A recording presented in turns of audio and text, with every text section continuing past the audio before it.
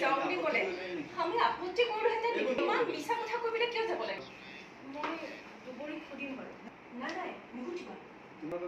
তুমি তাইক বহুত বিশ্বাস কৰাৰ কাৰণে তোমাক দুবৰী তুমি ভাবি থকাৰ দৰে নহয়। সকলোবোৰ কথা তুমি বিশ্বাস নকৰিবা আৰু সকলোবোৰ তোমাৰ কথা তুমি তাইৰ লগত শ্বেয়াৰো নকৰিবা। অকণমান সাৱধান।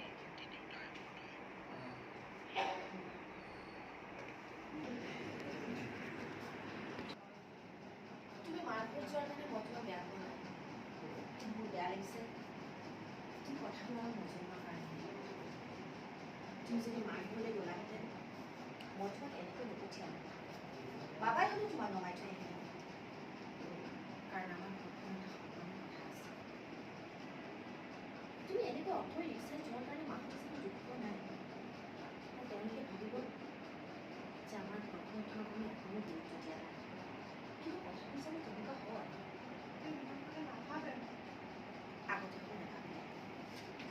কিন্তু এতিয়া তুমি এইখন ঘৰৰ বোৱাৰী।